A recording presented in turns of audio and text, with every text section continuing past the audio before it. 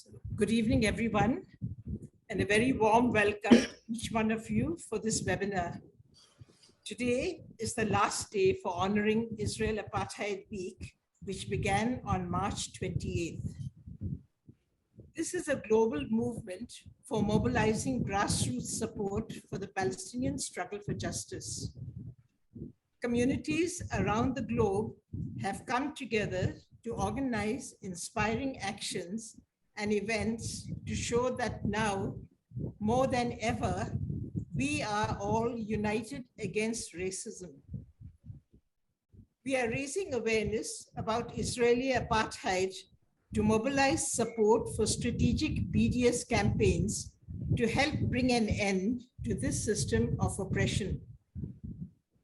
In 2022, as in every year since 2005, we will once again join our voices to denounce apartheid and celebrate our diversity and show more than ever before that we are united against racism.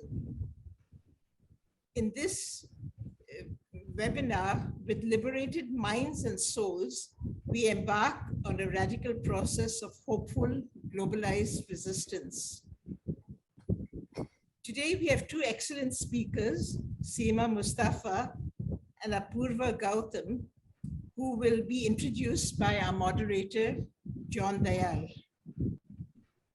John Dayal needs no introduction, as he is a well-known human rights and Christian political activist. He is a member of the National Integration Council of India, the Secretary General of the All India Christian Council, and a past president of the All India Catholic Union. He has been outspoken in opposition to communal polarization, bigotry, and the spread of hatred between religious communities. He has worked on such issues as displacement of tribal people, opposition to nuclear weapons, forced disappearances. During more than 40 years, he has investigated a great many cases of human rights abuses aimed at the minority group of Christians. So welcome, John Dayal, and hand it over to you. Thank you very much.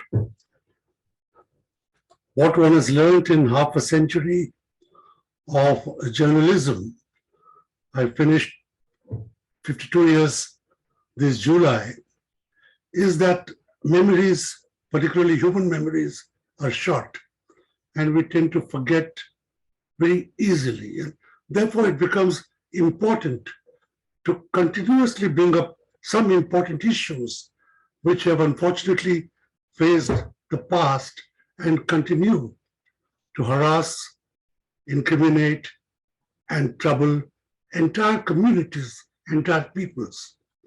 The treatment of Palestinians is one such. I and Seema Mustafa, who is our lead speaker today, are possibly the last of the generation which have known the stalwarts of the Palestinian movement firsthand, which have seen that land before the barbed wires and the walls so cruelly divided it, when the division was weapons, but the ground still, in an armored car, you could travel from one end to the other without being asked to show your credentials. As you know, we are ending this particular week. But before that, earlier in February, the Amnesty International, an organization which unfortunately cannot continue its work in India for similar but different reasons, issued a very important document which stated that the state of Israel's treatment of Palestinians is a crime against humanity and is illegal under international law. The Israeli oppression and domination of Palestinians amounts to apartheid, Amnesty said. That report itself is very important, and I'm sure Seema would refer to it also. But the mention of apartheid is something that is familiar to people of India, not only because of Mahatma Gandhi, because of his stay in South Africa, because of the grammar of the discourse for the first 50 years of India's independence, when we were campaigning against apartheid in South Africa for the freedom of Nelson Mandela. The word itself we are very familiar with. We are in fact culturally familiar with apartheid for a much longer duration. Some would say 3,000 years, because caste is also a form of apartheid, where entire people, untouchables, are oppressed, subjugated, kept in a corner. Until the structure of many villages, particularly in South India, would show you, for Indians, would indicate what does apartheid mean when translated onto the ground, that there's an area for people A, and there's a small area insulated by a wire or by a wall or by a body of water, which is the cherry, the small village, meant for those who are untouchables, who you don't even want to see or to keep away from yourself, lest they share in God's bounty to you. So that's apartheid is a term we know, we can feel it by osmosis, we can feel it on our skin. So when Amnesty says there's apartheid in Israel's treatment of Palestinians, we know exactly what that means. We don't have to look at television for the very little that it shows of what is happening to the Palestinians in their home. Or we don't even have to read the newspapers, which carry so very little about that region and about those people in the Indian media, and that itself is such a massive change in the 50 years that we've been writing for and reading newspapers.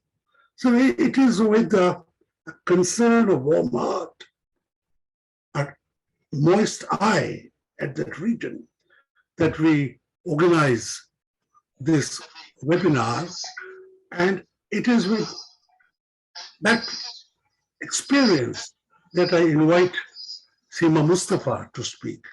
Seema Mustafa is currently the founding editor of India's first online newspaper, The Citizen. As an editor, she is today also the chair, the president of the Editors Guild of India, the only community of editors in the country at that level. We would like to hope that we can do much, but still, whatever little. Seema is not speaking as president of the Editors Guild, but in an individual capacity. And it is about that individual capacity that I would like to tell you some more.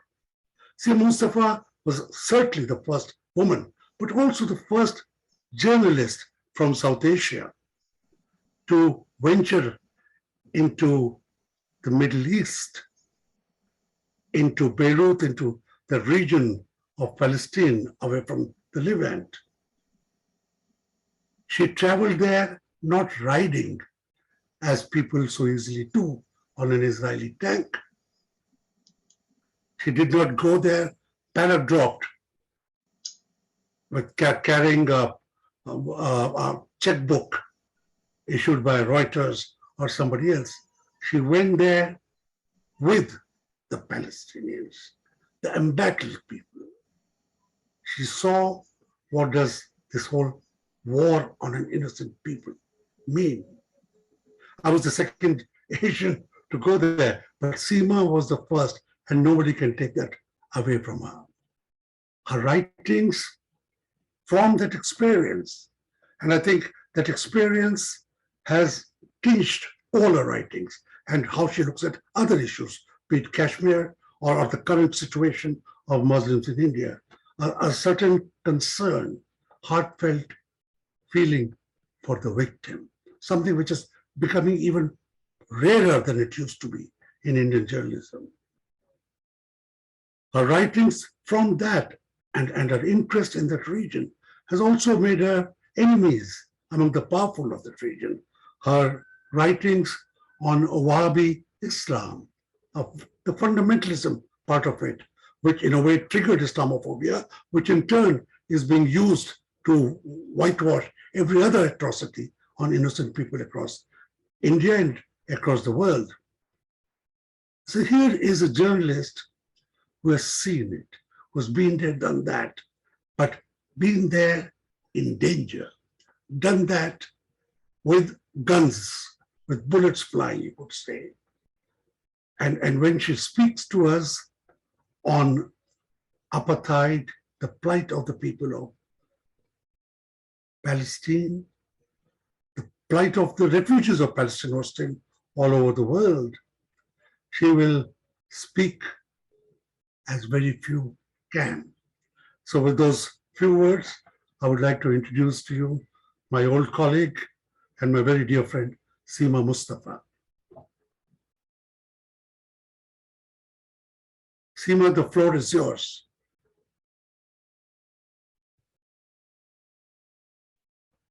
Yeah, thank you, John.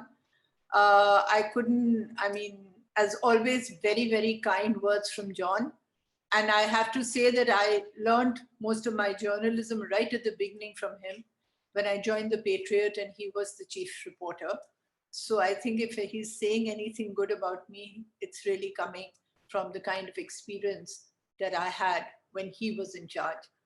I think I'm so glad that we have you have organized this meeting. It's extremely important.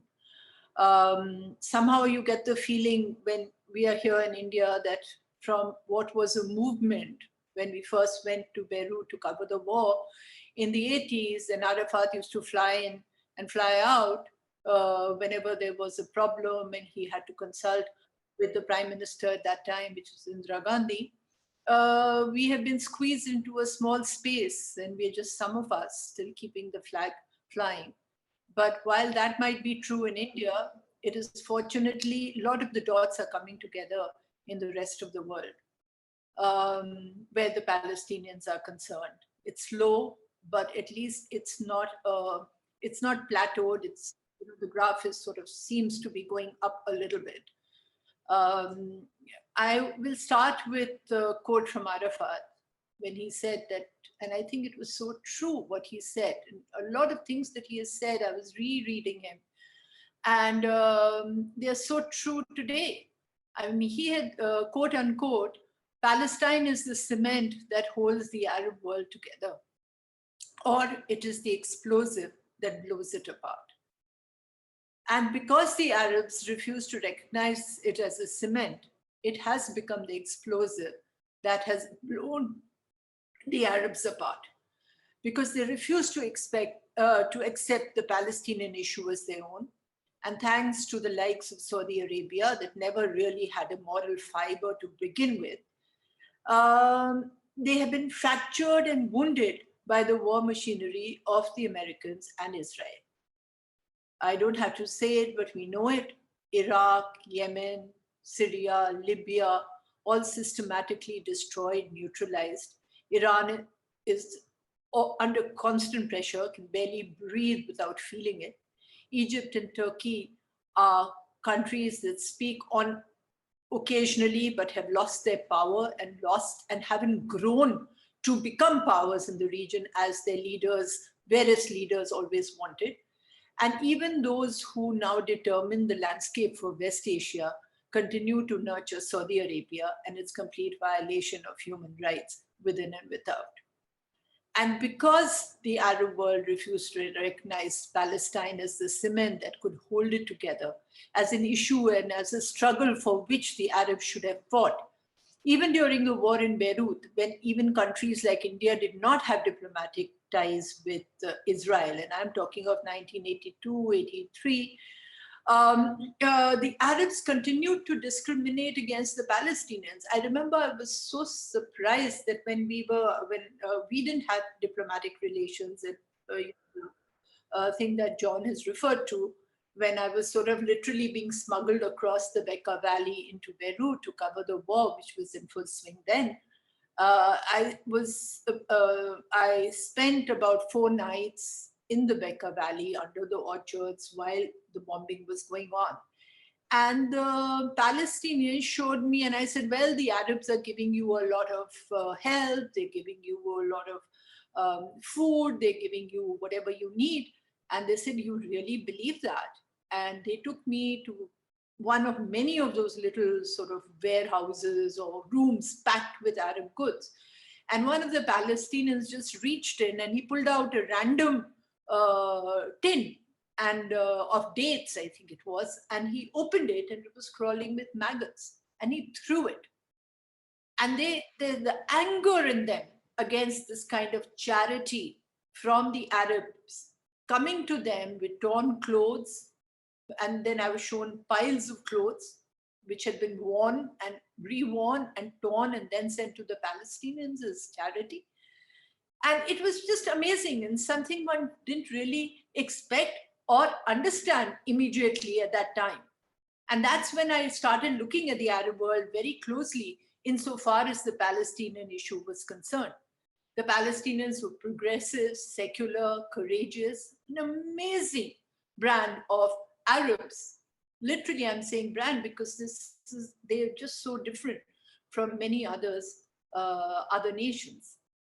So most Arab countries and nations were low-hanging fruits really for the Americans and for Israel to pluck. But the Palestinians never were. They never were, they are not today, and they paid a huge price for this. So in the midst of ongoing genocide, with the Gaza Strip having been converted into an open-air prison and the Israelis using every trick in the wicked book, including the settlers and the settlements, to squeeze the Palestinians out of their territory, and the various factions of the Palestinians, unfortunately, the factionalism within making it easier for them, and at least not more difficult. The Amnesty report, speaking of apartheid, has come as really a welcome surprise. It has created a stir, and it now remains to be seen what governments will actually follow up and how they'll follow up on this. Many have remained silent. Many have come out in open opposition, and a few have welcomed it. The Palestinians, of course, welcomed the report, which is a comprehensive document of atrocities unleashed against them over the years. And in its new investigation, Amnesty has shown that Israel imposes a system, and this is so important for this to be recorded, that Israel imposes a system of oppression and domination against Palestinians across all areas under its control. In Israel and the OPT and against Palestinian refugees in order to benefit Jewish Israelis. This amounts to apartheid as prohibited in international law. And Israeli Foreign Minister Lapid, he attacked the Amnesty report, and as the newspapers at that time said, even before it had been officially released, but then we know the Israelis are good at surveillance and they are good at getting information before anyone else does. And he condemned it as anti-Semitic, and he said that Israel is not perfect, but it is a democracy committed to international law and open to scrutiny. And the government of Israel, of course, rejects the allegation of apartheid, pointing to Israeli Arab citizens who have full rights. Now, this report has really followed two other reports, which also brought out this issue. There was the BTSLM, I hope I'm pronouncing it right, but it's the Israeli Information Center for Human Rights in the Occupied Territories that had labeled Israel as an apartheid regime in 2021. And there was a big controversy at that time. And 3 months later, the Human Rights Watch had also come out with a report called A Threshold Crossed, which also had spoken about the crimes of apartheid and persecution as defined under international law. So Amnesty really has become extremely important. It is an organization out of all the three, very well known. I don't have to go into the background of Amnesty or stress or actually try to point out why this has hurt Israel more than even the earlier reports. The US State Department, of course, the spokesperson came out almost immediately and rejected the view that Israel's actions constitute apartheid. And the State Department's own reports have never used such terminology, he said, lest Tel Aviv get furious and upset with him. Now, many members of the US Senate, one is saying that because, while we are all celebrating the report, just think of the kind of opposition that there is against it. The many members of the US Senate and the House of Representatives, including the chairman of the Senate Foreign Relations Committee, they expressed outrage, not just mild criticism, outrage. This Bob Menendez said, this outrageous accusation belies history, facts, and common sense. And then this report diminishes the very real apartheid that brutalized Black South Africans for decades. So the usual thing, of drawing from one to damn the other. And as was expected, of course, the Palestinians welcomed the report and they called for sanctions to be imposed on Israel, like those imposed on South Africa. The Palestinian Prime Minister described the report as one of the most professional and transparent international reports on Israel's violations of Palestinian rights. Other countries, and noticeably the German Foreign Ministry, also rejected this and rejected the expressions like apartheid or a one-side focusing of criticism on Israel.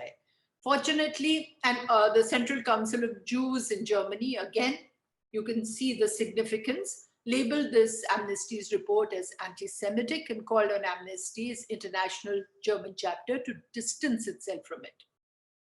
So, it's, of course, Amnesty defended it, categorically rejected all these claims of anti-Semitism, said these are baseless attacks, and very rightfully said that this is nothing more than a desperate attempt to evade scrutiny. And the Secretary General of Amnesty International, Agnes Callamard, said that Amnesty recognizes the state of Israel and denounces anti-Semitism. South Africa, fortunately, supported this and supported the Palestinian position and did try to take up this whole issue with some of the European countries, including France. What really has happened, to what extent, and how much they have been able to stop this from being taken up on a worldwide level, we have yet to see, because now there is the Ukraine war, which I'm just going to talk about a little bit in this context of Palestine. Now, dozens of US lawmakers from both the majors. So, at a time when the US lawmakers are so bitterly divided and almost polarized between the Democrats and Republicans, on this issue, they all came together, and there was no difference between the heads of the key committees in the House of Representatives and the Senate, no difference between the view and the statements being given by the Republicans and the Democrats, all were the same. And the American media, of course, the great American media, blacked it out. And this is, again, something one realized in the 80s, at the time when you were a sort of a kooky journalist, just come in with stars in your eyes and thinking of journalism as this amazing profession. It was my trip, that 2 weeks thing of covering the war in Beirut, that I realized that the big media, who we used to think was the media, AP, AFP, and Reuters, were completely and totally sold. The first evidence in the manifestation of corporatization was this global media. Before television had come into India, before the information revolution, the world media was dominated by these agencies, and we in India were dependent on our world coverage through these agencies. More so because Indian media houses, no matter how much money they've never really posted journalists in different other countries. And, news gathering, the money that we spend is just a fraction of the money that we spend in our salaries and on ourselves. So, and that has always been the case. And it is only when I went into Beirut and I was prepared and I'd done my research, I'd read these 3 agencies and everything I could, I devoured all the reports coming out. And then I realized that there was nothing of the truth. What they were saying and what was on the ground, you couldn't compare the two. all of it was fake news. All of it was coming from the side of the Israelis. There was not even one story that actually portrayed what the Palestinians in Beirut were going through, that actually brought out the courage, that actually brought out what was happening to them and to the entire struggle. Nothing. Even small details like they had captured, the Israelis have moved in, they have captured the airport. This was a week before I reached there. I went to the airport and it was still with the Palestinians. So, you know, these are the tricks that the media is now perfected, but they were being used at a absolutely global level by all these three agencies. And that's the first time one realized that when it comes to struggles of the world, when it comes to the underdog, when it comes to the victimized and the people who are really being hit, you don't believe what you read. Just don't believe it. Because the Palestinians never had that kind of money or the kind of, which could feed money and give the advertisements and the corporate advertisements to these big guys. But that's another story. Anyway, to go back, the American media blacked it out. And it was just last week, actually, Patrick Kingsley at the New York Times has finally mentioned the Amnesty report and did it as a final 3 paras in an article that he'd written on another issue, actually. But he did not, he spoke about the Palestinians and about this report. So that was one recognition by the New York Times as an aside. And the Amnesty report, which all of us are feeling so excited about, has not even been considered or talked about or discussed by the columnists and by the free media of America. So, you know, there's so many wheels within wheels that it is actually frightening and scary that at one side, when you celebrate, the other side, people don't even know something exists.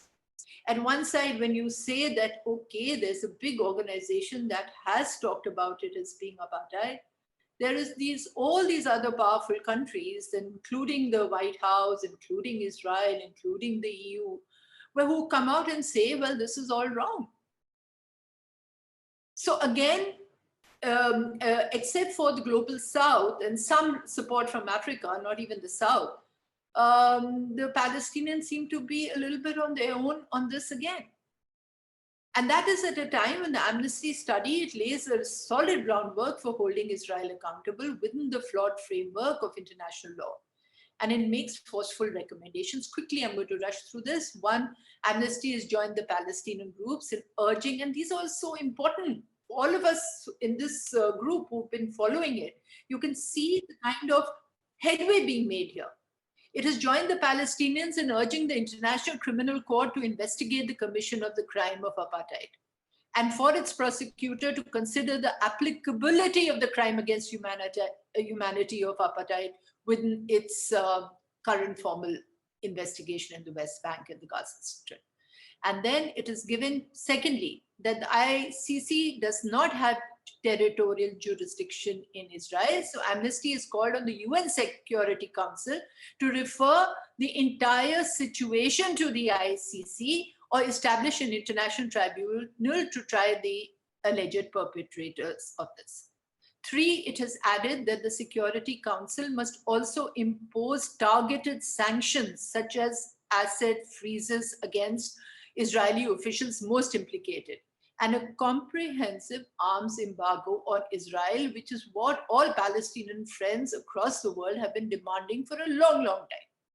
4, reiterating its long-standing call on states to suspend all forms of military assistance and weapons sales to Israel, Amnesty has called on the Palestinian authorities to ensure that any type of dealings with Israel, primarily through security coordination, do not contribute to maintaining the system of apartheid against Palestinians. And 5, Amnesty has also said that Israel must recognize Palestinian refugees' right of return and provide Palestinian victims full reparations, including restitution for all properties acquired on a racial basis. This is huge. These are, this will turn the whole thing around if these 5 recommendations are accepted. But Amnesty has only sent a polite letter to Israel's prime minister so far, and that's about all the action taken, and some bus stops in London where it has advertised the report. So that's where we are. And then there is, of course, I think Apurva will be speaking a lot more on the BDS boycott, divestment and sanctions movement. But I just want to speak about a little bit about it and what's happening in Ukraine. And I'm going to actually speak for Omar Barghouti, who was the founder of the movement in 2005, who is really somebody I follow all the time. And we were so fortunate to have met him and hosted him in Delhi in better times. But he has said that it was whenever an individualist, BDS targets complicity, not identity. Now that's so important. And he said that whenever an individual is targeted because they represent a complicit institution, it is never based on identity. It is based on actual proven complicity. So we watch with horror, quote unquote, not just what's happening to the Ukrainians, but what is happening with those measures being imposed on normal Russians. So that's where he brings it together. And then he talks, we know about the West's blatant hypocrisy, the speed with which all cultural, academic, and political organizations, sports, business, everything's come together. And it has sent, and these sweeping sanctions against Russia and against ordinary Russians, just days after the Ukraine invasion, it has sent a clear racist message to Palestinians, to Yemenis, Iraqis, Afghans, Latin Americans, Africans, and many, many people across the global south, that our lives and our rights as people of color do not count in the eyes of the imperial West. And this is a racist message and horrifically Russophobic reaction. And as Barghouti said, that all this is completely antithetical to the ethical principle of the BDS movement, which is that, again, BDS targets complicity, not identity. So there is so much going on. And the media, unfortunately, and I'm going to end with this, I know John must be wondering, I mean, it's been going on, and I said I'll only speak for 15 minutes. But I just want to say that the media remains against the Palestinians. Please, I mean, just that's a given. Media is no longer with the underdog. We are there with the powerful.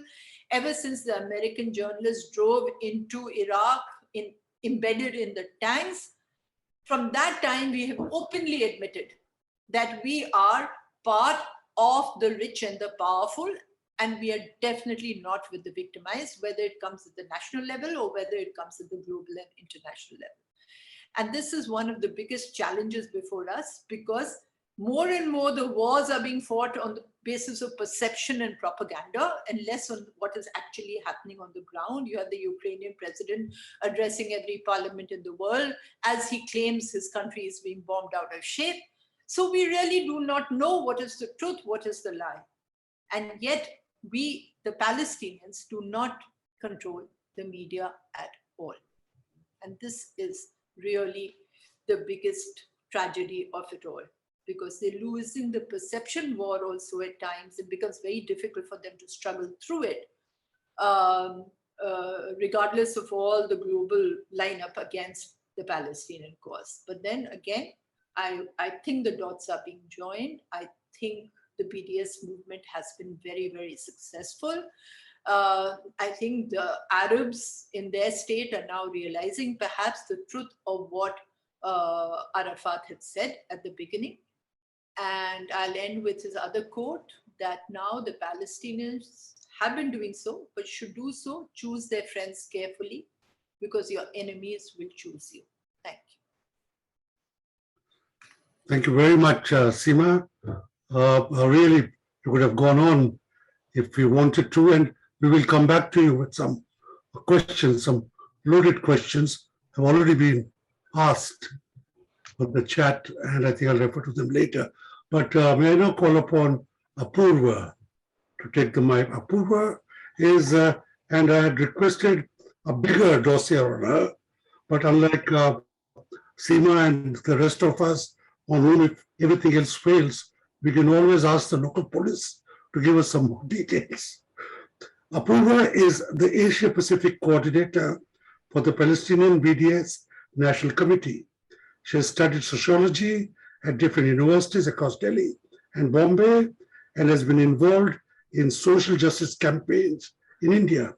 And for us, in the Indo-Palestinian Solidarity group in New Delhi, she is the go-to person, together with Ranjan Solomon in Goa, when we need more details and so on and so forth. She's still continuing her studies and therefore has not been with us as much as she would have wanted to.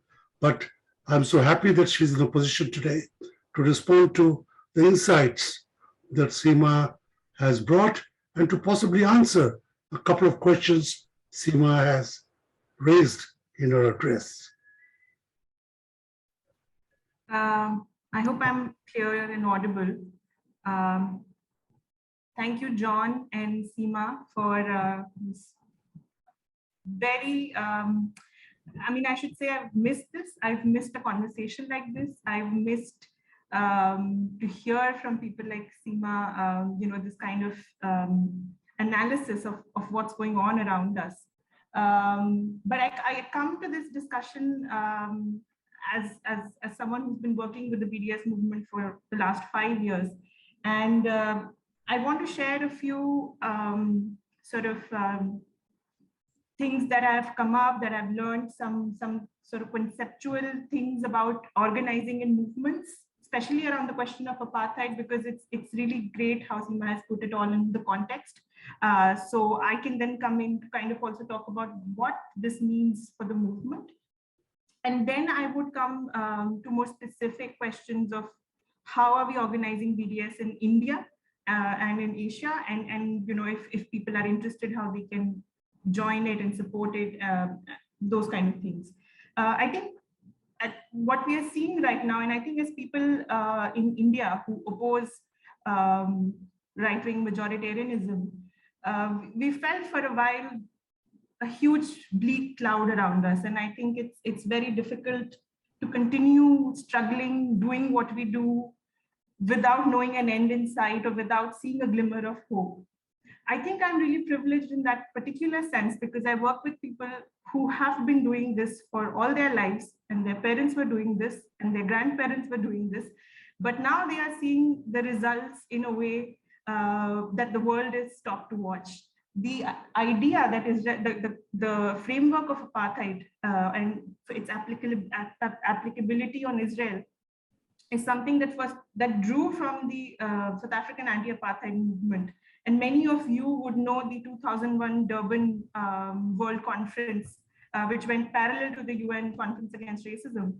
That was the first iteration of Israel as an apartheid state. This is 2001. I was a kid then. And last year, I met with people, I sat with people who organized that event. And today they are seeing, 22 years later, the fruition in the form, and this was led by Palestinians. Palestinians have been talking about this framework, and it comes with legal costs and accountability for Israel. There is a question of ICC investigation. All these things matter, and all these things have happened because people have been pushing all these years for it to happen. And now when we see it transform, it is reassuring to know that there is that end light at the end of the tunnel that people have been struggling for, and they are seeing its fruition today. In fact, on the apartheid investigation itself, we, from the BDS movement and a lot of Palestinian civil society, human rights organizations, look at this as a specific campaign where we are talking about reopening UN mechanisms against apartheid. This is something that was activated for South Africa. And then because the anti-apartheid convention is a convention and doesn't only speak about South Africa. So if this reality is to come up again, like it's doing in the case of Israel now, there has to be UN mechanisms against it that need to be activated. And that work has involved civil society groups from across the world who have been making this demand. What you see as recommendations in the Amnesty report is also coming from Palestinian organizations, which they acknowledge. So you can see this expansion that has been happening for years of work. And today we reach this point where the tide is shifting towards the civil society, but as well as an increasing number of governments taking this position. Seema is correct to say that South Africa is leading this, but there's also Namibia.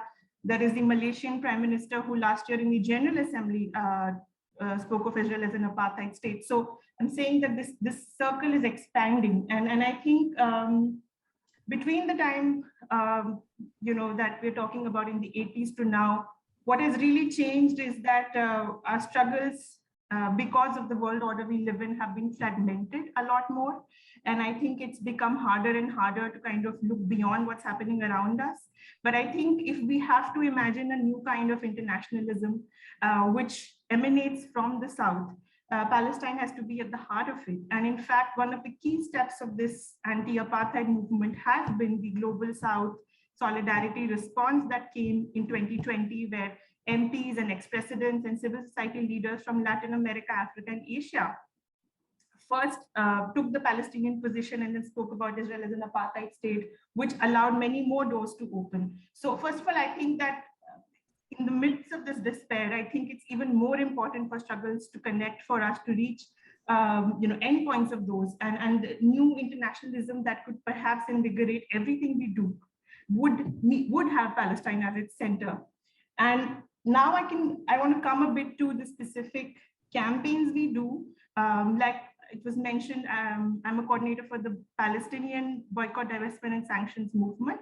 It was a movement that was launched in 2005 by the absolute majority of Palestinian civil society. So trade unions, women's groups, students, political parties, everyone who's on the ground working for their liberation, every Palestinian organization is part of this movement, and they lead the efforts. And then we have solidarity groups, like we have people in India who are in solidarity with Palestine, who then engage with boycott campaigns to support their movement. This is the same way in which it worked in South Africa. And we're hoping that our South Africa movement is near as well. But of course, as every other struggle, I think it's important to see how we are connected.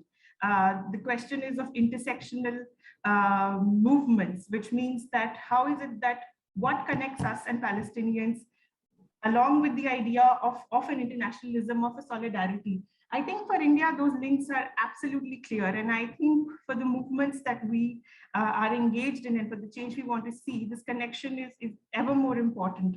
Most important of that being the arms trade. If in any case, if one was to draw a line between Israel and all the states that it exports arms to, you could actually look at a global repression scenario from US to Philippines to Brazil to India. But in India's case, it's significant because India imports 50% of Israel's arms. And for a country which did not have enough oxygen for people last year outside of hospitals, it's insane to imagine that we have all of this money. It goes over $1 billion every year on Israeli arms, which directly finances the Israeli occupation forces and the Israeli apartheid system.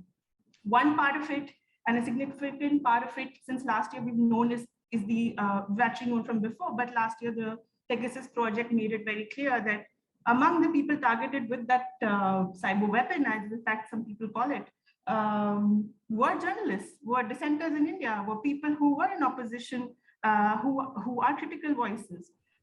So a technology which is tested, produced by Palestinians who are a population that Israel controls under an apartheid regime, technology which is developed. And these are things that are developed every day by blackmailing ordinary Palestinians.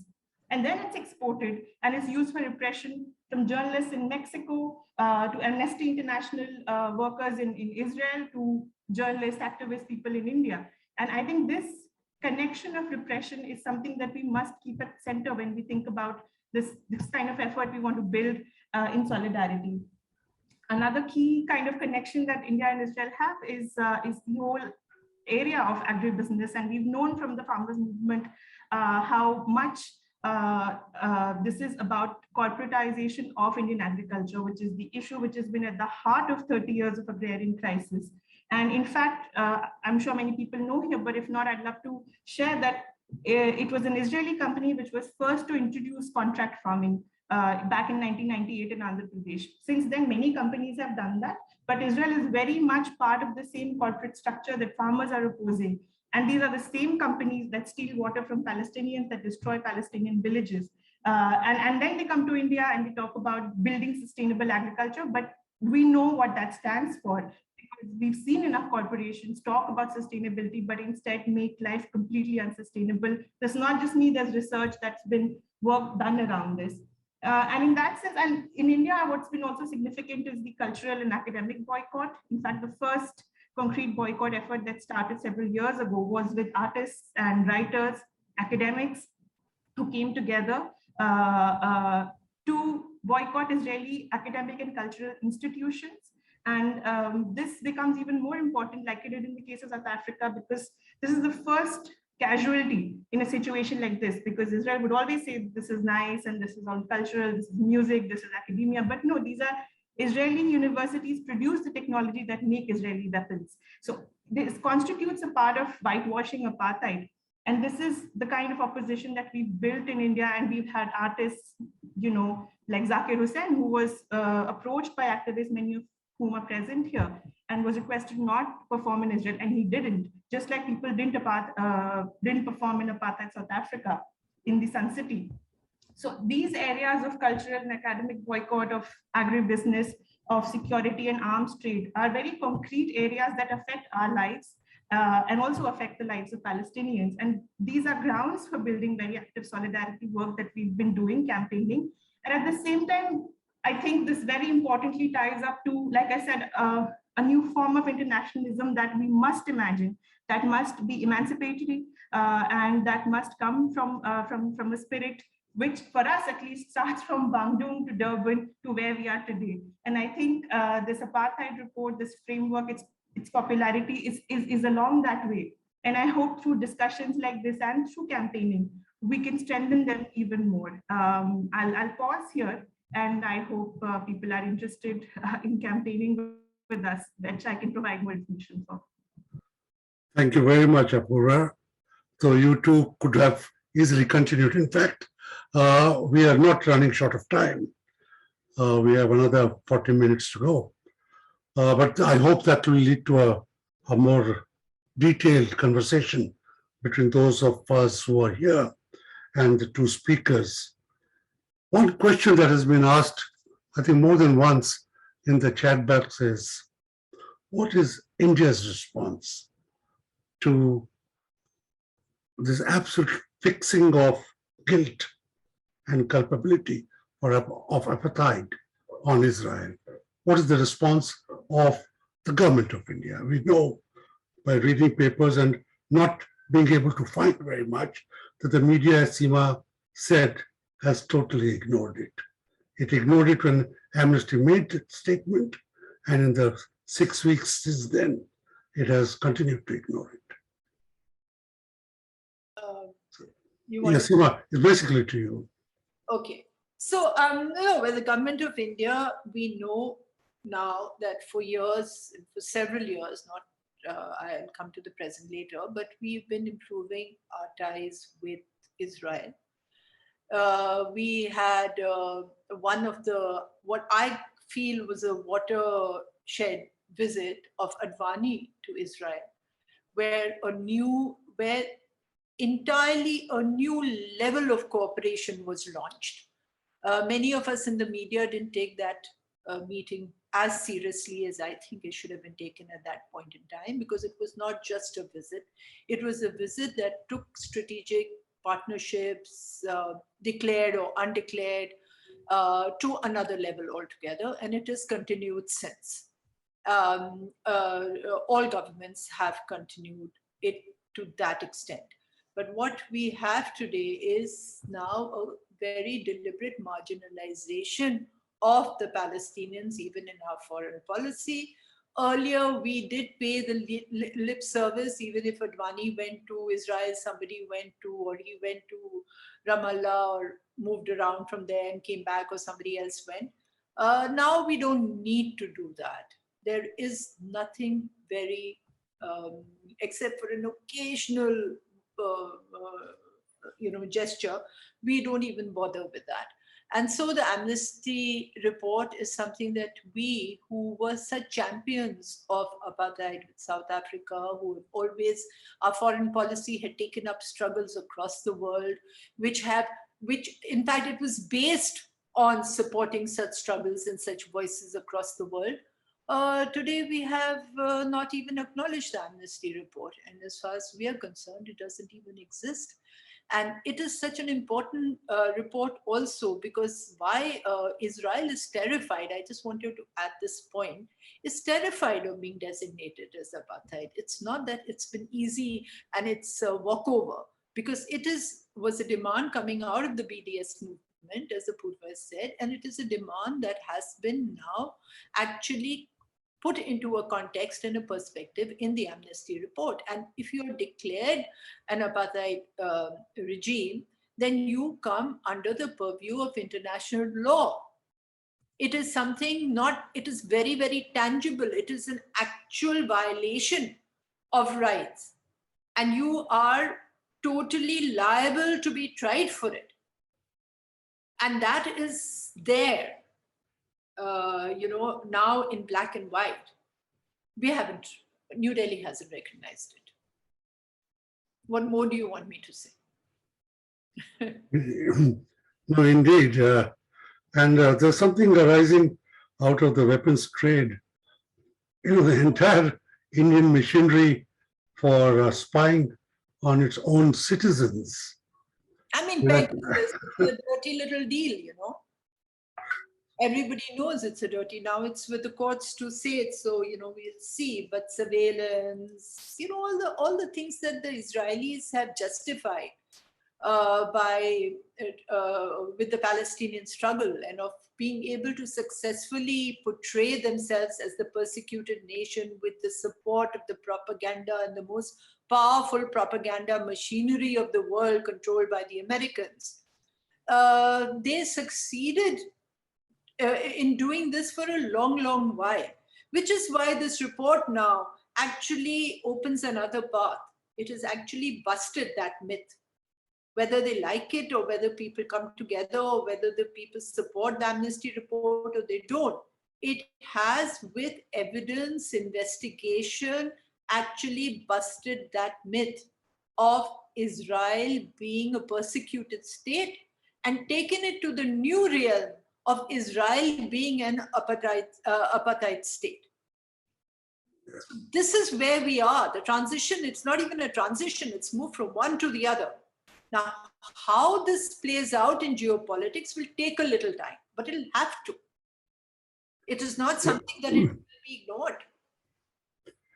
Yeah, it's of course the fact that the Ukraine has, but the Ukraine, as you correctly said, although it hogs the new space and has taken away focus from so many things, including many internal issues, even within our own country. But it has also helped expose the hypocrisy in the Western position when it comes to sanctions, when it comes to playing the people, rousing them across the globe, when it takes to forming new alliances and something. And crazily enough, I think much of the statement on it is coming from Pakistan rather than from other states which are claim to be far more democratic. I was just wondering if you could also throw some light on something that you have been studying for a very long time, on is it likely to provoke some rethinking in the Islamic nations, not only in the Middle East, but also in Southeast Asia? Well, if they had to survive, and they should have realized this a long, long time ago, John. This was something which was sort of, the writing was on the wall. And which is why I started with that quote that they should have used Palestine as the cement and not as the explosive. So I really don't know whether they can. Saudi Arabia is the big monster in that part of the world, and it doesn't seem to have got any of the lessons that it should have learned. I mean, even its murder of journalists is being supported or covered by its big mentor, which is the US. The US is. Yeah. So it's, and all of them are rapidly escalating diplomatic relations with Israel. There's so much of going to and fro that you would not even think that anything is being done to the Palestinians by Israel. The Arab world, the Gulf countries in particular, have opened all their doors and are welcoming them with hugs and kisses. So I don't know. I think this lot, which could have taken a position, was Syria, which it did, and which is why it's been neutralized or caught. Iraq, in the latter years of Saddam Hussein, after the sanctions had completely crippled it, was also taking on the Palestinian issue. We had gone there just a few weeks, not few days actually, before the American invasion, and all over there were Palestinian flags from the football field onto the roads. There was that kind of support being sort of demonstrated for the Palestinians by a broken nation. I mean, it wasn't completely broken, but that was one of its positions. Iran is another one that's under so much pressure. Yemen and Libya have been destroyed. So what is left? You've got the Gulf, which is sold to the highest bidder. A very, very ugly lot of governments and countries. Yeah, Ranjan? Yeah, Seema, I have a question, and I'm wondering how you differentiate between the Arab regimes and the Arab people. This morning, for example, just as an example, it happens all the time, that the Arab street, a young Kuwaiti wrestler refused to fight with an Israeli wrestler in an international competition. So even the street doesn't seem to agree with the regimes that have gone for normalization with Israel. The regimes have gone all on their own. I mean, that's the elite. So can you comment on that? Because one day there's going to be an implosion on the streets. You know, when they attacked Iraq, we had expected the Arab street. I was a big believer in the Arab street, and I still differentiate between the Arab people and their governments. But I have done that now I do it with a reality check. At that time, one really actually thought that there would be an explosion of sorts, even in the Gulf countries, where the Arab street had started getting really upset with the kind of invitation and carte blanche that had been given to the Americans to come in. But it didn't happen. It didn't happen. So the Arab street is a control street. So while there are individuals and while there are people who are upset, and I'm sure that if you go and take a popular poll through the streets, you will get a very, very different reaction to what the governments are saying, even in Saudi Arabia. I remember John, I think, referred to it. I'd done a whole bunch of articles on this fundamentalism in Saudi Arabia, and the amount of people from there who wrote in and spoke about it. So there is that realization, but it is, I don't know, it seems like a fairly impotent street to me right now.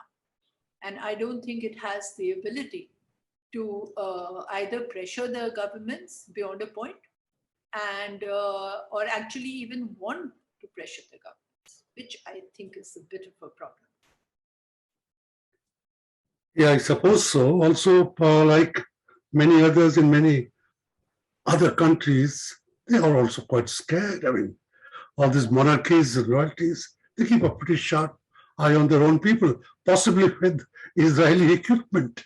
I would not be surprised if they have also got all those telephone tappers from there. So we can't really, I mean, it's easy possibly for us to talk about the Arabian street of the people. My own experience is that it doesn't really exist unless you go to rural areas or something, or the universities. In the marketplace and the offices, they got all too many of their own problems, really. I've got a question for Apurva. It's partly personal, partly not. And it says, and it's from our great Leela Pasa, we are so busy engaged in such tough work, how many campaigns are you able to do and get the attention of the national media? Hearing Seema Mustafa, the media here seems to be completely bought out. Seema, you want to go ahead first? Happy to go after you. No, Apurva, Laila is asking you, Yeah. are you able to make a dent at all? Get your foot into the door jam in the Indian media? Thankfully, there is alternate media, and that's why I wanted to hear from Seema as well. So I think something that's been remarkable is that there is media that exists beyond the paid Godi media, as we say here, and that has been at the forefront of not just for grounding our work, but even things like there was research that we've done on the arms deals between India and Israel, to give that space, because that lasts for posterity. I get emails from people 3 years later saying, oh, NewsClick has this research by you, and do you want to say something about it? So I don't think as movements, we are realistic, and the mainstream media will get attention and they will bother about it when they really feel that it's coming too close. That's a long way to go. I'm not saying that we are, at the center of this, but I think the important thing is to be able to consistently connect with issues in India and connect them with the questions of Palestinian people. And I think as people who do grassroots work, we're quite okay with knowing that media will not look at us easily. And I think somebody here is saying, what's the alternate media? That's groups like The Citizen, NewsClick, Wire. These are all platforms that have been as much, I would say, equally grassroots voices as much as they are media faces. So, and I think it's a tough job to be a professional journalist and also be raising voices like this. But I think at this stage, as long as we are connecting struggles, as long as we are making sense to people around us, I mean, there are people here who are sitting having this conversation, and this proves that the issue matters.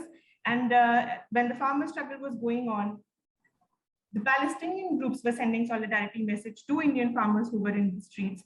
Every time the question of arms deals comes up, how is it that tools that are made for Israelis affect us, made for Palestinians affect us? I think these kind of connections are keeping the issues alive.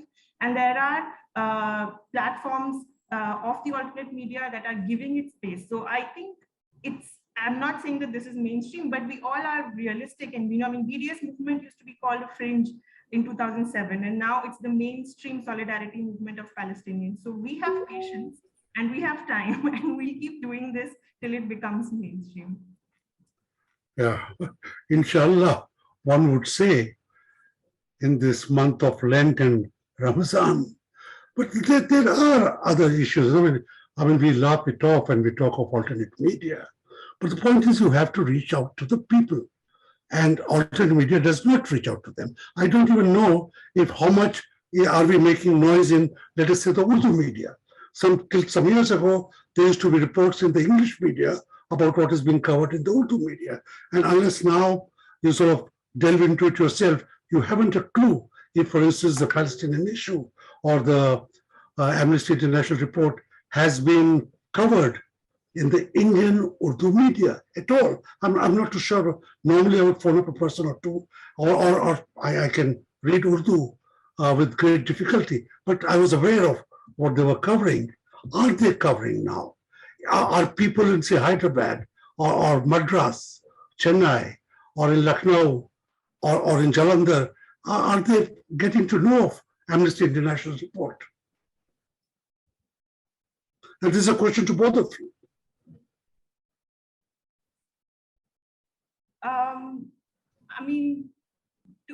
I'm also from UP, and my family is there now. And I think in the elections that just happened, and with whatever results we got. And of course, this is a minority voice, and of course, people are, having shouting bigots in your living room every evening obviously has an effect on you. But I will hesitate to say that there is no space for a voice of resistance. And I think even as a gadfly, that difference is being made because there are names and figures that are associated with an honest politics. If you can see something as simple as, like, if you go through comment sections and on articles, there will always be that one person from the majority community also questioning it. So it's not the mainstream, and I think the mainstream still decides the voice. It's the reason why today, for some reason, Indians feel way more affinity to Israel when actually their interests, their history, their their connections lie with Palestinians. So I'm not downplaying that, but I think it's something that is strong and growing, and there is definitely pockets of resistance where that change is slowly but definitely. I'm saying this after meeting family, relatives. My family is pretty straightforward BJP supporting, but they get upset over a wire, they get upset over a news click. So I think that already shows that there is recognition, and I think we need to keep building this in the way that we are doing through conversations like this. I must apologize for even insinuating that the larger support came only from the Muslim population in India. 50 years ago, the Palestinian solidarity was a left movement, was a centrist movement, was a Congress movement, was a majoritarian movement. The Muslims were there, of course they were there, but so were many Christians, and so were many, many, many Hindus, friends of ours, our seniors. And this I know from my own personal experience. So I would not for a moment say that support for the Palestinians came only for the Muslims or must come only from the Muslims. I agree with you that currently the Islamophobia, which has been totally militarized and weaponized, makes Israel seem like a savior of the Indian Republic. But support from the common people, from fellow people of the world, from the Dravid parties, from the left parties, even from the Sikh parties, all of them had some link which would tie them up with Arafat, would tie them up with the Intifada, which would tie them up with what was happening in that region. Although they had the wisdom even then to make a difference between the Jews who suffered in Europe, suffered under Hitler, died under Hitler, and the state of Israel. So even the common Indian man on the street knew the difference 50 years ago and knows the difference now. And yet we see this total laissez-faire, this total ennui, you could call it. Yeah, I think, can I come in a little bit? No, it's for you. Okay, so I think, Even part of the earlier question. all of us who've seen the movement and the support for the Palestinians, say 80s, even till the 90s, it was another level, exactly what you have said. It was the people who supported the Palestinians. There was no Muslim supporting the Palestinian, which I think is, the only ones who are left. Everybody is pulled off. And there are various reasons for it. One is that the governments withdrew. Two is that the Palestinians themselves were not able to make a push after Arafat, and they were dissolved into factionalism and let a very big period go by without the kind of aggressive diplomacy that was required. Also, of course, the government withdrew in India and elsewhere because, and I can talk about India, we withdrew because we were unable, because of the growing interests with military, with commercialization, with advertising, with the big commercial, rich and powerful world. So as we moved towards them, we moved away from the Palestinians who had nothing else, who had nothing to offer us in terms of sheer finance. And then the media, which has moved away. I'm very happy Apurva is talking about the alternate media, but having been from the media and having worked with all three, from print to a little bit on television and now digital, the reach of what we call the mainstream media is just another level. The alternate media, I'm so happy that we are allowed to exist, but we are speaking to the converted. And for movements to become mass movements, you need the media to embrace it and take it forward at a level which we've all seen, where the media reported the struggles and reported on the Palestinians and reported on what you and I were doing maybe on the ground.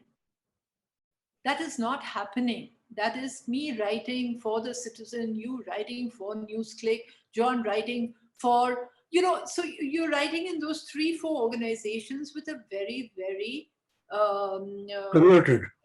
Restricted reach. And the government knows that better than any one of us. Yeah. The government knows exactly what the reach is. So this space that you're getting is courtesy the government of India. Please let us all be very clear about it. And the media is, unfortunately, and we have, Khare has written this piece, and I mean, we are literally crawling at a time when we don't need to crawl, where the institution of the media could have taken a position. And instead of becoming thugs and, becoming what we've become in the middle, completely partisan and prejudiced and ignorant and stupid, if we had just remained journalists, doing a little bit without a crusade, we would have made a big difference. But we're not doing that. I mean, look at the kind of coverage on the Ukraine and Russian war. There is no information. They're not even trying to find out. It's a bad guy, that stupid thing of this guy screaming at the Ukrainian as if he was the Russian or vice versa, and nobody knowing what they're doing. And it's just decibels. There's no informed article about NATO. There are no informed articles about the Nazi brigade in Ukraine. There are no informed articles about the geopolitical entire dynamics of Russia and a resurgent China. There are, there's just nothing, no information. Which is why people can't differentiate between the reality and the fake news and whatever, because we are giving you no information. We are just selling some kind of propaganda to you, which our mentors in government have allowed us to. So, and that's what's happened to the Palestinians. I mean, globally, you have an alternate media also, which is looking at the Palestinian cause. There are those publications, but they're not impacting, and they do not make for mass, knowledge. And they do not change the system. They're just little voices which are easily ignored. I hate to say it, but it is the truth. We are easily ignored. There's the harsh reality of the alternate media that, in a way, too, exists with government permission. If there's no internet, nobody can read them, as every Kashmiri now knows. Yeah. Without internet, even the wire or anybody else, even you can't reach all those areas even if you wanted to. But here then we get into this conundrum, How do we, again, sensitize the Indian people with no means that are in our hands? How do we go down to universities and get the youth involved? I think there are many here also who have tried that to a great extent. But it was a very, excuse my phrase, we were all involved in it, a very thakawa effort. Because there is, you're trying to push against the tide when the tide is turning, where people are moving away into another world, away from struggles, commitments, causes. Nobody has the time, nobody has the interest. We all want to look after ourselves. So there's this group of people trying to push at it. But then you need something to be with you. You need a bit of the media to be with you. You need some government support, that the government at least thinks the same way. You need the Palestinians together. You need something there. It's not been happening. The BDS movement was very good because they had some very dynamic guys like Omar and others who were really pushing it and strategizing it and working on it. And then it was reflected in all the countries, including here. But that was not because the Palestinian was giving it, the government was giving it any support. Personally, I think my own understanding is that our total dependence on Israel weaponry is very short-sighted and bodes not very much good for the future, even from the Indian defense point of view. But still, there would be, I would say, efforts at the diplomatic level where people can put some pressure on India, where comfortable or friendlier regimes in West Asia or the Middle East, as we call it, can put some pressure on the former non-aligned countries to, if not revive, at least to make them tingle again. Yeah, How do we revive this? Ranjan. Not a grassroots movement, but at least what you mentioned in passing, revive the diplomatic endeavors. You know, the governments, when they move away from something, you can see the death knell. When you're covering foreign policy very closely and were allowed to cover it. SARC.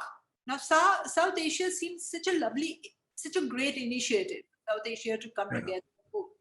And the first voices that were coming were from the Foreign Office saying, what is this? Yeah, they weren't interested. So outdated thing. The Foreign Secretary, not one, many of them said it. And you knew that when they don't show that interest, they pull away from it. They move away. We had this Palestinian ambassador, an absolutely superb guy, who had been here for years. Yes.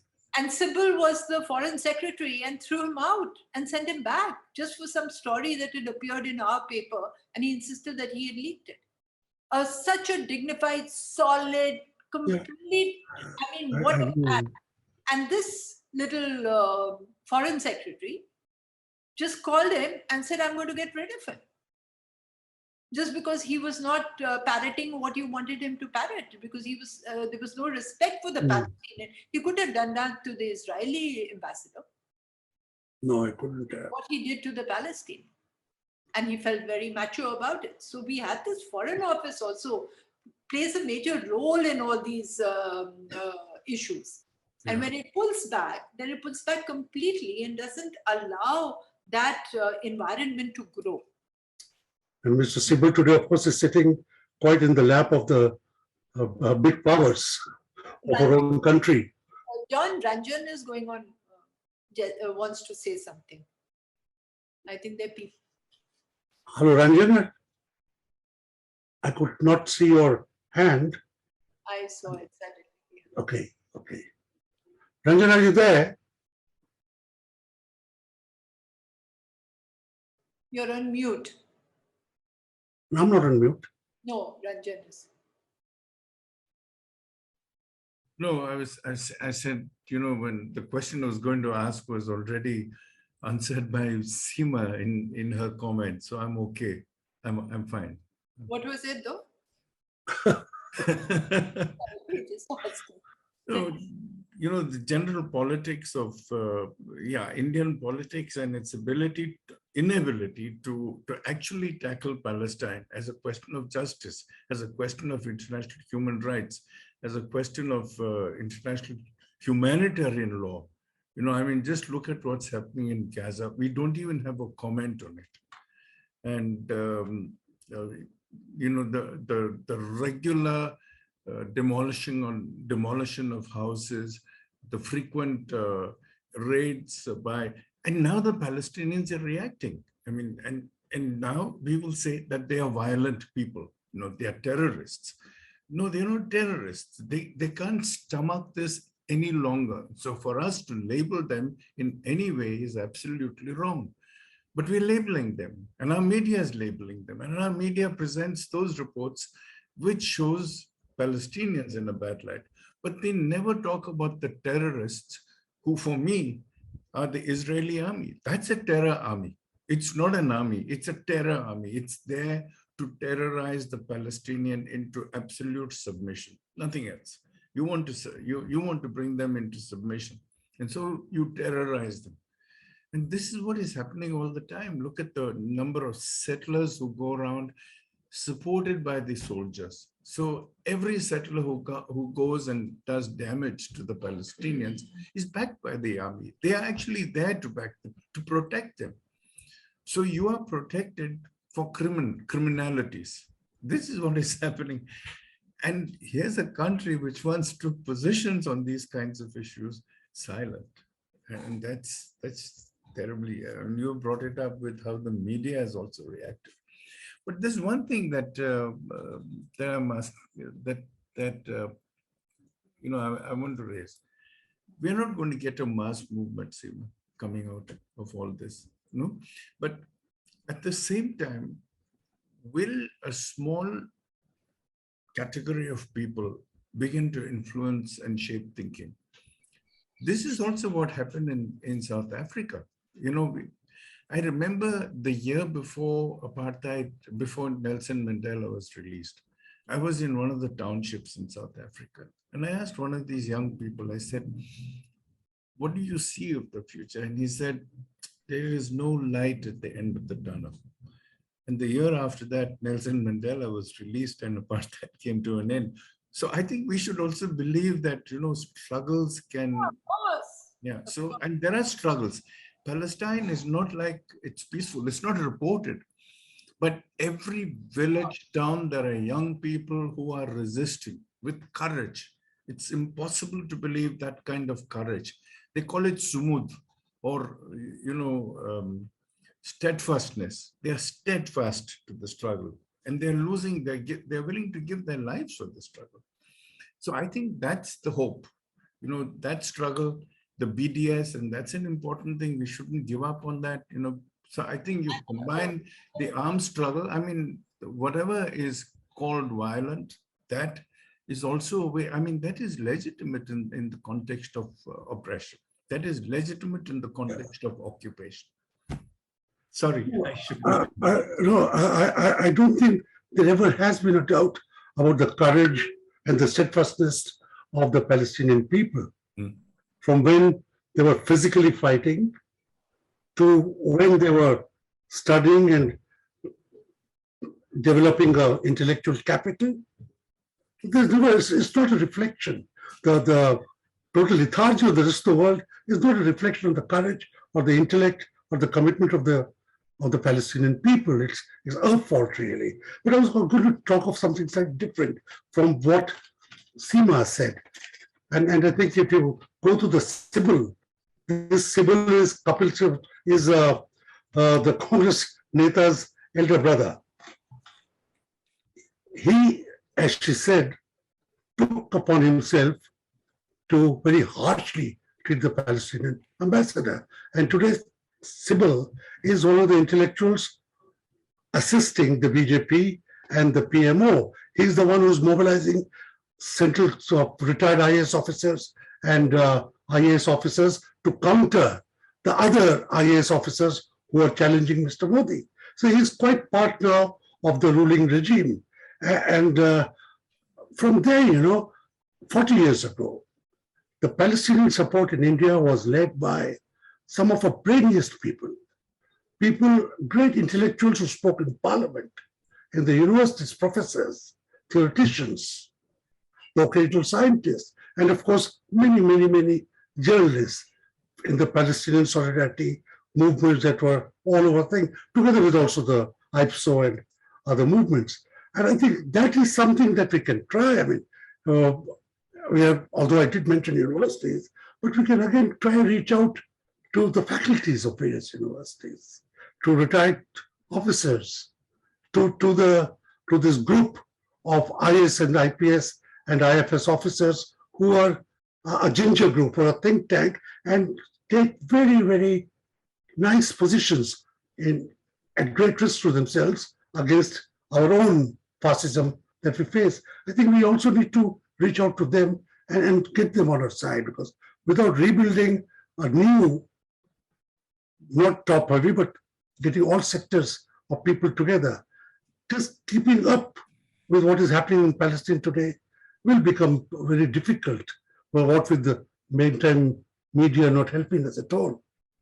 And that is something I would like to suggest to our own solidarity movement in India and those who would like to support us from the outside. I open once again for the next 5 minutes or so to people who would like to ask questions. If you can reach out to us on chat box or speak up. Because we still have 2-3 minutes to go. Can I come in? Apurva wants to speak. Apurva, yeah.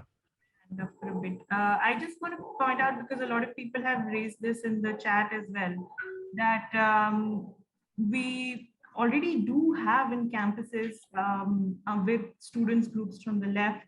Already they are part of BDS movement and they are supporting some of the key campaigns, including building campaigns to get the universities to end contracts with Israeli universities and with companies that profit from apartheid. In the past, I mean, the COVID years, of course, drew us back into our homes, but Israeli Apartheid Week has been essentially something where we have events from campuses in Calcutta to Kerala to Hyderabad to Delhi. So, and this is one instance. And I think, of course, given the space that's occupied by mainstream media, like everyone's saying, I think it's very important that we keep reiterating this through the smallest of meetings, discussions, and conversations. So we do have the right people, resources, bunch of people dedicated to this. And if anyone is interested in taking it to a new campus, to a new group, to a new organization, we're most happy to connect.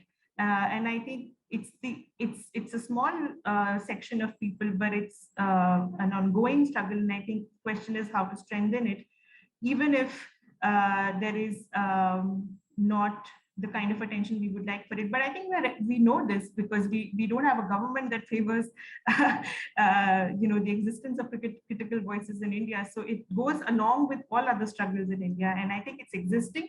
And I think it needs to be intensified together along with the questions we are raising for our own civil liberties and human rights in India. In fact, they're quite connected. How can we not fighting fascism here without pointing out the way we are treating Palestinians and the whole solidarity that was with them? Because Israel is a major instrument of subjugating civil liberties in India. And I think that is a good angle on which we should be able to reach out to our own people. I would like to thank Seema Mustafa for taking time out for an editor.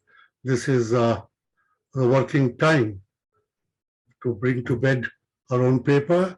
And as chair of the Editors Guild, today, in fact, she's particularly busy because we've had another bunch of journalists beaten up, and some of them were in police custody for a while.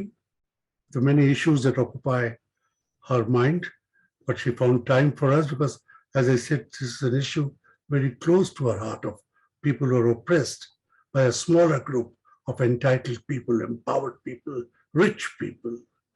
And her narrative, half an hour, was for us a throwback on what was, but also it helps us understand the workings of the Foreign Office, workings of the media.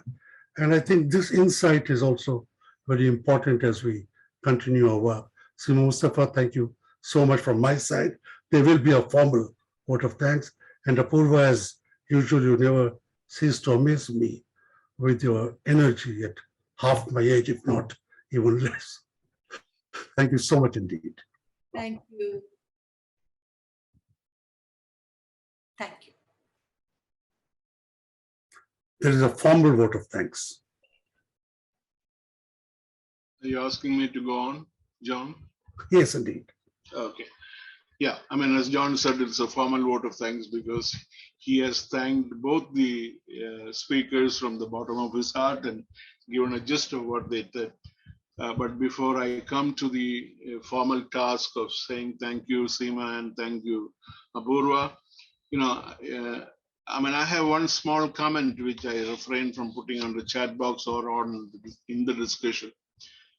And that is simply this, unlike the apartheid issue in South Africa, this is not a black and white issue. So a lot of people in India or some of my friends are confused. What are you talking about? They are all the same people kind of nonsense. It is a Herculean task to make them understand what apartheid is in the West Asia context. And I think this is one area we need to work on, where, you know, apartheid is a black and white issue for a generation that has talked about apartheid in Africa. Plus, you know, even if you look at the Wikipedia and the dictionary meanings, it's a black and white issue. There is no black and white issue. So I think we really look going forward, we need to decolonize ourselves from that old definition of apartheid, even though legalistically and internationally, international law probably uses that word. But for the common masses, we need to understand the struggle in a different context. And therefore, I'm very happy that, you know, you have raised this issue. We are all against racism. We are all against discrimination. We are all against setting apart some a kind of people, including a people that is within our country, which is an apartheid. It's a class issue. Caste is a class issue. Caste is a race issue. We have said this long time ago. Ranjan knows about that. So, what we need to do is to do a little more homework on how to we reach the kind of critical mass that we are looking at. And that is, you know, as Apurva said, you are already there with students and youngsters in the universities. And Seema has said that the press is not with us, the media is not with us. So what we need to do is to reach out an alternative group, which either through digital form or through, you know, something subtle like we used to have when we were 40, 50 years ago, as John Dial and Ranjan would know, we had what is called the Third World Network News, produced by Ranjan, your Goan friend, Claude Alvarez in Maputo, you know, and it was a small mailer, a one pager that used to go to select friends. And some of us were influenced by the analysis that Claude gave, you know, in the 80s and 90s. So it is, you know, a print media today, even a print alternative media is powerful. Even if it's a one-page tract, it's powerful. The electronic is there. If you send me something by WhatsApp or a one-pager, I may or may not have the time to read, because it's a recall value is very, very, very minimal as far as I'm concerned, even though the reach is much longer. So Apurva and Seema, I just want to say it's a long haul, and the task is, you know, before us to think of some critical inputs that we need to repackage this entire struggle to reach a new generation of people who would take this forward and, you know, support this struggle. That's my way of comment. Thank you for spending the time with us. I've been looking into the question of the solidarity with the Joint Action Initiative for the IPSN. And we are framing something where we can really and physically support them in the future.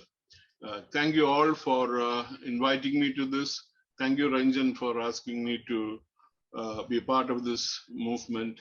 And once again, thank you, Seema and Apurva. Thank you, John, for asking me to say the word of thanks. Bye. Thank you. Good night, friends.